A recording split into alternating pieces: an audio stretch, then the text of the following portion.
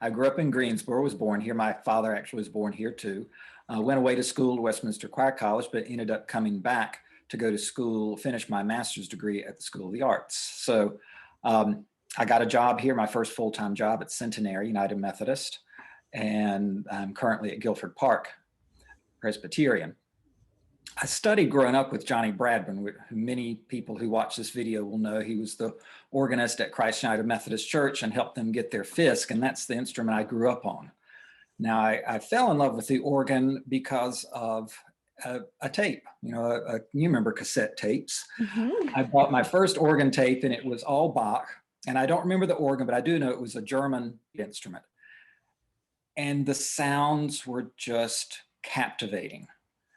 My father's a music director as well, but it's a different tradition, and they did not have a pipe organ. I didn't have a pipe organ growing up, and the organ was used in a different way than classical tradition. So when I got this tape and I heard this very different sounding organ, I think that's what drew me in. And it wasn't just the sound of the pipes, the different sounds, it was the start and stop of the sound and the sound of the organ in this large reverberant church.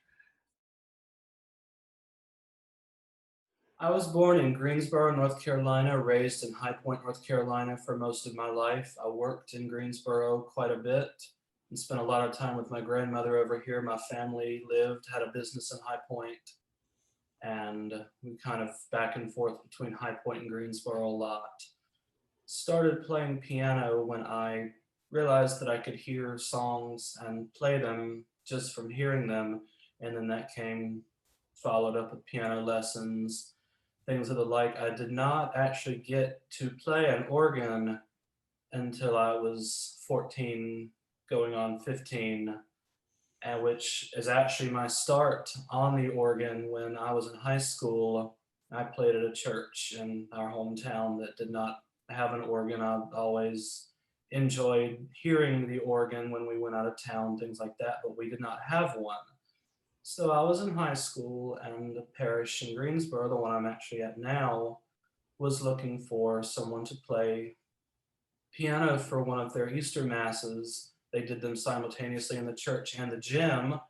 So after I did that, they took me over to see up close. We had visited before, but to see this beautiful organ up close, and I knew immediately that I had to learn how to play it. Just the touch, the sound, the thrill of it.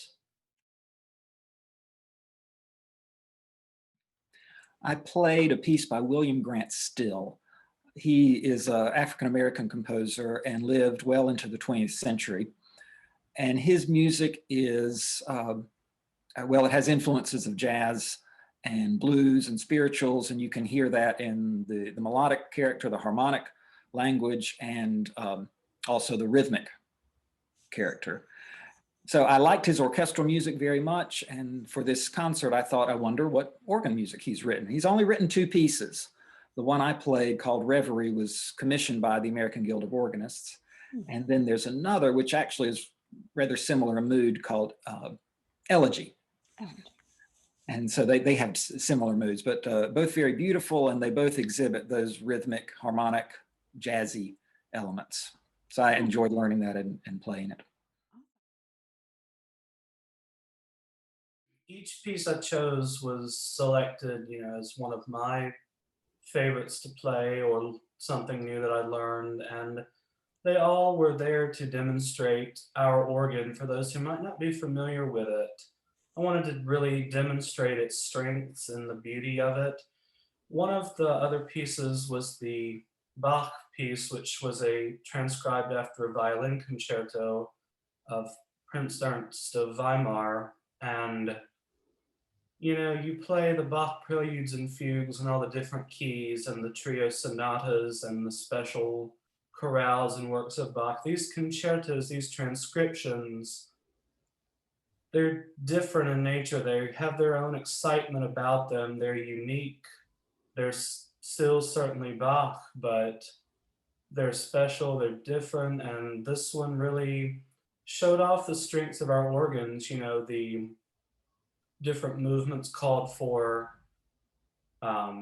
great organ, specific use of the Rook positive, which is the division that sits behind me, which since we have it, take advantage of it. It's using echoes and things like that. So it really I was really able to bring out the excitement of our instrument through that piece, which is one of the reasons I wanted to learn it instead of, doing a prelude and fugue or something like that. I thought this would be a special way to demonstrate the instrument and get some different sounds out of it per se.